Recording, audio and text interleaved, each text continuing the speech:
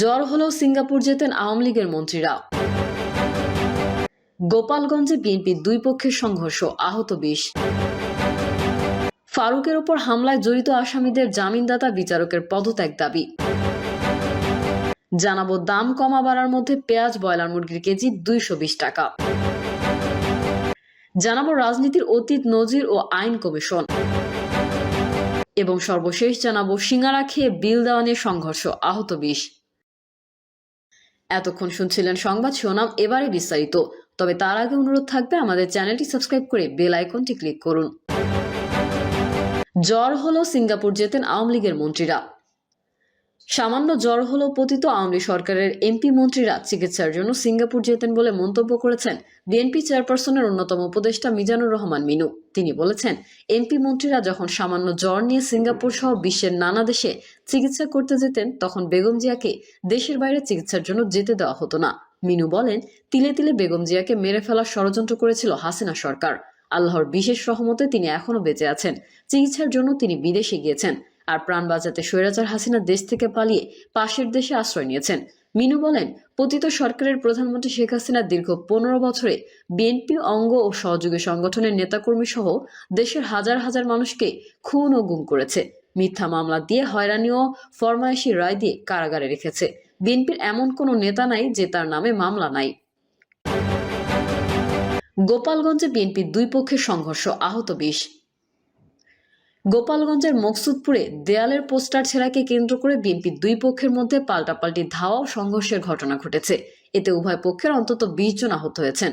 জানা যায়, বিএনপির কেন্দ্রীয় কমিটির সহ আইন বিষয়ক সম্পাদক সৈয়দ জয়নুল আবেদিন মেজবার সমর্থকরা মকসুদপুর উপজেলা স্বাস্থ্য কমপ্লেক্সের দেয়াল থেকে সহ সাংগঠনিক সম্পাদক সেলিমুজ্জামান সেলিমের ছবি সম্বলিত পোস্টার ছেঁড়াকে কেন্দ্র করে দুই পক্ষের সমর্থকদের হাতাহাতির ঘটনা ঘটে। পরে এই খবর ছড়িয়ে পড়লে দুই পক্ষের মধ্যে শুরু হয় পাল্টাপাল্টি ধাওয়া ও ইটপাটকেল নিক্ষেপের ঘটনা। এতে অন্তত 20 জন আহত হয়েছেন। আহতরা মকসুদপুর উপজেলা স্বাস্থ্য কমপ্লেক্স চিকিৎসা নিচ্ছেন। বিষয়টি নিশ্চিত করে মকসুদপুর থানা পুলিশের ভারপ্রাপ্ত কর্মকর্তা মোস্তফা কামাল এবং বলেন, পরিস্থিতি এখন অনেকটাই নিয়ন্ত্রণে চলে এসেছে। ফারুকের উপর হামলায় জড়িত আসামিদের জামিনদাতা বিচারকের পদত্যাগ দাবি।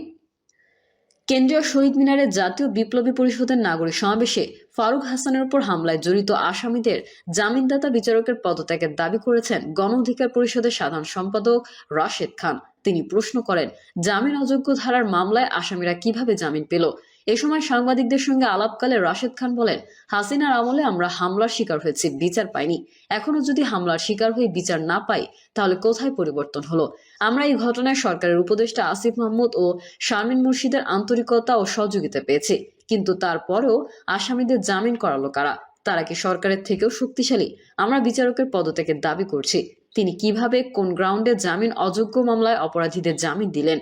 তিনি বলেন, আসামিরা কতটা মানসিকভাবে বিকারগ্রস্ত যে জামিনের পর দুধ দিয়ে গোসল করেছে।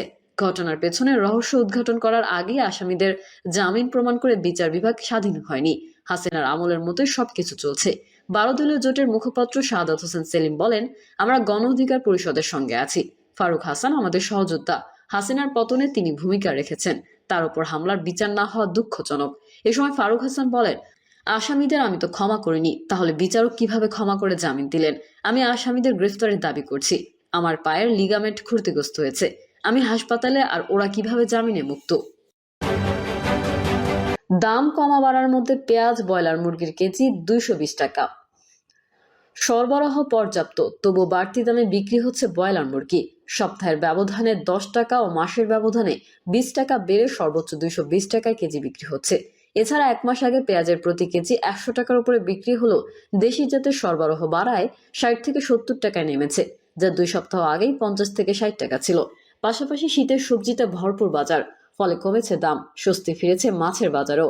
বিক্রেতারা জানায়, রাজধানীর খুচরা বাজারে প্রতি কেজি ব্রয়লার মুরগি বিক্রি হচ্ছে 200 থেকে 220 টাকা, যা 1 সপ্তাহ আগেও কেজি প্রতি 10 টাকা কম ছিল। প্রতি কেজি সাদা লেয়ার 225 টাকা ও লাল লেয়ার বিক্রি হচ্ছে 300 টাকা। পাশাপাশি প্রতি কেজি সোনালী মুরগি বিক্রি হচ্ছে 300 থেকে 320 টাকা। সঙ্গে দেশি মুরগি 650 থেকে 700 টাকায় বিক্রি হচ্ছে। এছাড়া প্রতি কেজি গরুর মাংস কিনতে ক্রেতার গুনতে হয়েছে 750 থেকে 780 টাকা। কারওয়ান বাজারের মুরগি বিক্রেতা মোহাম্মদ সালাউদ্দিন বলেন, কাপ্তান বাজারের মুরগি ব্যবসায়ীদের একটা সিন্ডিকেট আছে। তারা সময় অসময়ে অতি মুনাফা করতে দাম বাড়ায়।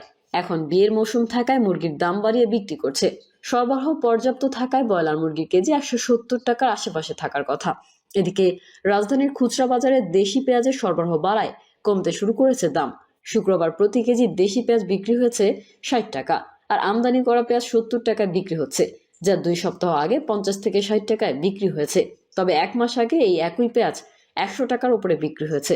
কারণ বাজারের খুচরা বিক্রেতা মোহাম্মদ সোনাই আলী বলেন, দেশি পেঁয়াজের সরবরাহ বাড়ায় সব ধরনের পেঁয়াজের দাম কমতে শুরু করেছে। গত কয়েকদিনের তুলনায় কেজি প্রতি 10 টাকা বেড়েছে, তবে এই সপ্তাহের মধ্যে দাম আরও কমে আসবে। রাজনীতির অতীত নজির ও আইন কমিশন। বিএনপি নেতারা এই দাবি করলেও জিয়াউর রহমানের সরকার সংসদের আগে স্থানীয় সরকার নির্বাচন করেছিল। 1979 সালে হয় সংসদ নির্বাচন। এর আগের বছর ইউনিয়ন পরিষদ এবং তৎকালীন পৌর কর্পোরেশনের কমিশনার নির্বাচন হয়েছিল। হুসেইন মোহাম্মদ এরশাদের সামরিক সরকার 1984 সালে ইউনিয়ন পরিষদ এবং 1985 সালে নবগঠিত উপজেলা নির্বাচন আয়োজন করে। পরের বছর হয় সংসদ নির্বাচন। সেনা সমর্থিত 1/11 তত্ত্বাবধায়ক সরকারের সময় 2008 সালে কয়েকটি পৌরসভা এবং 4 সিটি কর্পোরেশনের বহুল আলোচিত নির্বাচন হয়। ওই সরকারের সময় উপজেলা নির্বাচনের তফসিল ঘোষিত হয়। জাতীয় সংসদের সঙ্গে ভোট গ্রহণের পরিকল্পনা ছিল, তবে তা পরিবর্তন করে জাতীয় সংসদের 24 দিন পর 2009 সালের 22 জানুয়ারি উপজেলা নির্বাচন হয়েছে। স্থানীয় সরকারের প্রতিষ্ঠানগুলো ভিন্ন ভিন্ন আইনে চলে। সব আইনে বলা হয়েছে পরিষদ শূন্য হওয়ার 90 দিনের মধ্যে নির্বাচন দিতে হবে। সরকার 180 দিনের জন্য প্রশাসক নিয়োগ করতে পারবে। স্থানীয় সরকার মন্ত্রণালয়ের অনুরোধে এসব নির্বাচনের ভোট গ্রহণের দায়িত্ব পালন করে নির্বাচন কমিশন। স্থানীয় সরকার বিভাগের যুগ্ম সচিব মাহবুবুল হক বলেন, শূন্য পদে 3 মাসের মধ্যে নির্বাচনের বিধান থাকলেও ব্যতিক্রমও আছে। দৈব দুর্বিপাক বা অস্বাভাবিক পরিস্থিতিতে এটা নাও হতে পারে। সেক্ষেত্রে সরকার ও নির্বাচন কমিশন চূড়ান্ত সিদ্ধান্ত নেবে। বর্তমানে কাউন্সিলর, মেয়র, উপজেলা ও জেলা পরিষদের জনপ্রতিনিধির পদ শূন্য থাকলেও সেসব স্থানে প্রশাসনের সংশ্লিষ্ট কর্মকর্তারা দায়িত্ব পালন করছেন। আর বর্তমান পরিবর্তিত পরিস্থিতিতে সরকারের সিদ্ধান্তই চূড়ান্ত সিদ্ধান্ত হিসেবে গণ্য হবে। কমিশন ও অন্যান্যরা কি বলছে? স্থানীয় সরকার সংস্কার কমিশনের প্রধান ডক্টর তোফায়েল আহমেদ বলেন, অভিন্ন আইনে সংসদীয় পদ্ধতিতে একসঙ্গে সব স্থানীয় সরকার নির্বাচন এবং স্থানীয় সরকারে এমপিদের প্রভাব কমানোর সুপারিশ করা হবে।